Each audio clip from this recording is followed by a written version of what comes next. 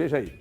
Eu acho que a intensidade, eu acho que o time também a gente tem que resultar os adversários, né? A gente sabe que é uma das competições mais difíceis que tem a Série A, né? Não é que a gente deixa cair o segundo tempo, é que a gente começa muito intenso no primeiro tempo, aí quando a gente está com o resultado, a gente tenta segurar um pouco e trabalhar mais a bola. Aí os adversários crescem e acaba se superando e conseguir fazer o gol na gente. Mas aí a gente tem que consertar isso aí para a gente não ser surpreendido novamente. Bom, então ali há claramente, Breno Galante, algo que o próprio jogador já percebeu. No primeiro tempo, inclusive os sites de apostas, a PixBet, tem recebido um alto número de apostas onde os apostadores metem o Atlético marca no primeiro tempo. E tem muita gente ganhando, porque o Atlético tem sido um time de um jogo muito intenso no segundo tempo, no primeiro tempo, aliás, e no segundo tempo há uma queda. Mas a queda é física, a queda é de concentração, a queda é de organização, falta ajustar. O que é o problema na sua avaliação, se é que você entende que tem, Galante? Bem-vindo mais uma vez. Boa tarde, Everton, boa tarde, Fred, Gabi, pessoal de casa.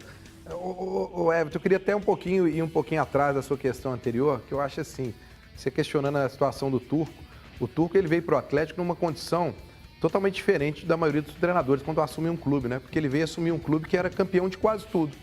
Os outros, eles chegam para poder resolver um problema. Ele tinha aqui a missão de manter um time em alto nível, o que é bem mais complicado. E o torcedor que acha que é ligar no automático, o time vai jogar como jogou ano passado, é uma outra filosofia, é um outro ambiente, é uma série de situações, mesmo mantendo os jogadores. Essa questão do segundo tempo é uma questão que eu acho que ela tem que ser analisada não no geral. Se você pegar cada tipo de jogo, cada jogo tem uma situação de um porquê.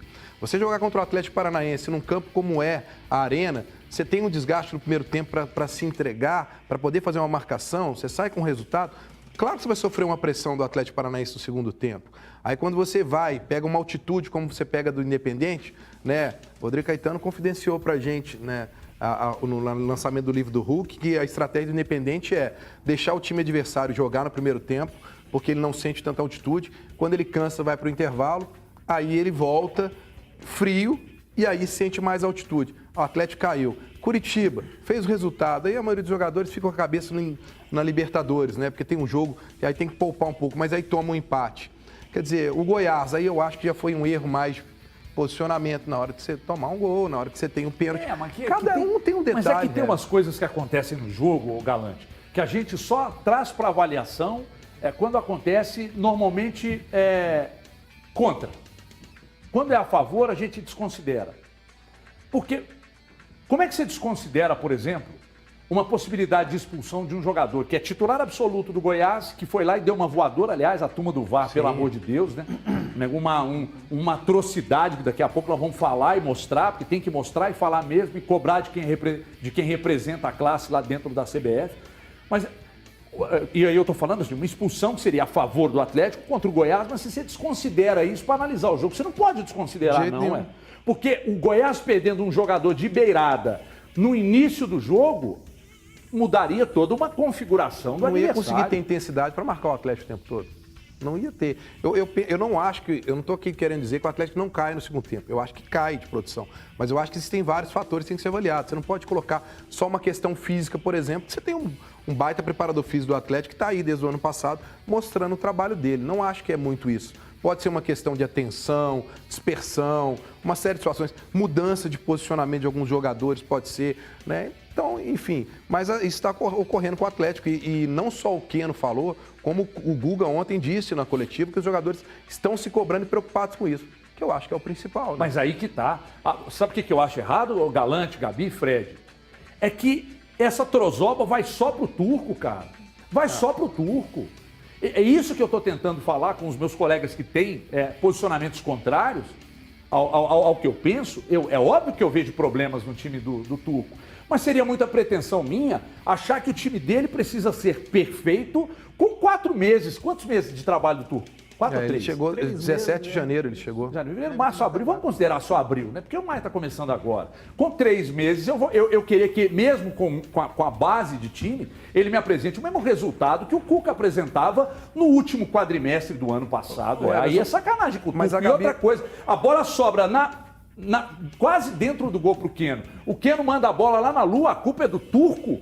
o que a Gabi falou. Se você pegar o desempenho dos jogadores, o Jair não está no mesmo desempenho do ano passado, o Vargas não está no mesmo desempenho, o Zarate não está. E aí você olha, tem a questão do Zarate teve lesão esse ano, o Mariano não está, teve 2 lesões, teve outra agora. Quer dizer, aí nós estamos pegando aqui, a gente fala de 5 jogadores num grupo de 11. Claro que tem diferença. O Vargas estava voando no final da temporada passada na Copa do Brasil. O Mariano, muito bem. Como é que não pode ter um impacto disso para o grupo? Claro que tem. Mas aí é muito fácil você colocar na conta do treinador.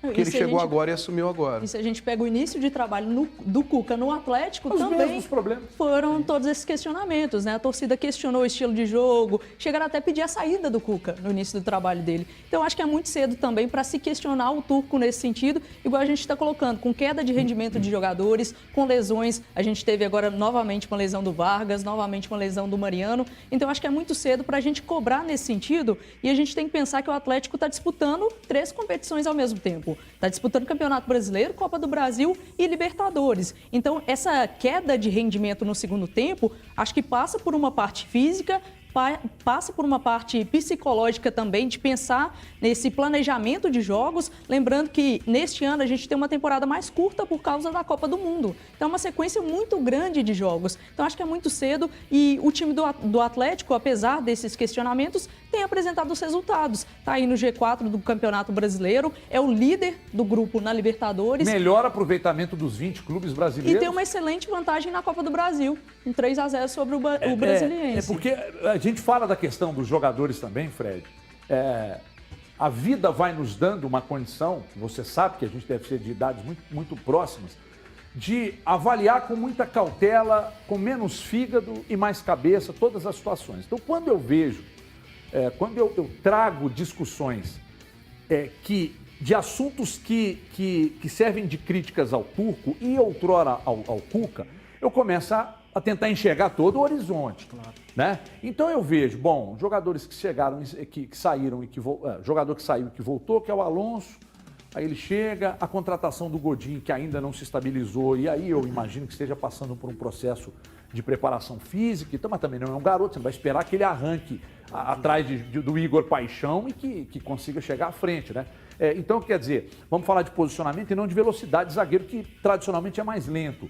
Aí você olha para um time que perde jogador por contusão, que necessariamente precisa fazer um rodízio, porque se o Turco mantém a base do time, essa base que ganhou do América aí, se ele mantém e estoura jogador, como aconteceu com 2, aí vamos falar, mas também ele não gira o grupo. Para quê? Qual a necessidade de ter um elenco dessa magnitude, desse custo numeroso e qualificado, se ele não usa? Ou seja, Fred, se faz, tá errado. Se deixa de fazer, tá errado.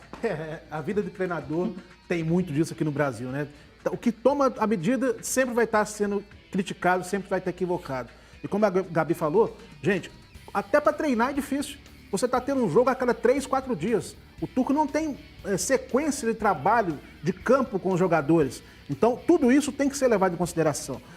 Quando você faz um planejamento pensando na temporada como um todo, e esse ano atípica por ter a Copa do Mundo no final, o calendário está totalmente estreitado, cada vez mais complexo você ter essa sequência de jogos. É fácil você colocar no papel de acusador, de apontar o dedo para o erro, mas não entender o contexto como um todo. Como você falou bem, os cabelos brancos mostram que nós somos da mesma faixa mesmo.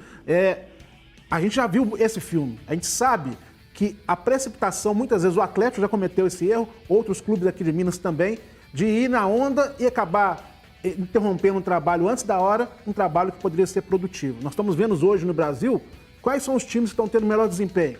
São os times que têm treinadores com maior longevidade. Isso é óbvio. A sequência do trabalho tem quase que uma certeza absoluta de que vai gerar um sucesso. É o que nós esperamos também que o Atlético consiga com o Turco. Mas tem que dar tempo para o homem trabalhar também. Tempo que ele não está tendo. É jogo em cima de jogo, lesão, uma série de problemas que ele está tendo que rodar. Só tem um detalhe que eu acho que ele ainda pode sim usar mais, Everton. As substituições no decorrer do jogo, isso ele poderia rodar mais. É o único senão que eu faço nesse momento ao Turco, para ele poder ter durante a própria partida também essa rotatividade no grupo que você falou. A gente vai continuar nesse papo dentro de instantes. Vamos mostrar, muita gente já sabe, mas você que está aí, que já sabe, você não é todo mundo. Então não é todo mundo que viu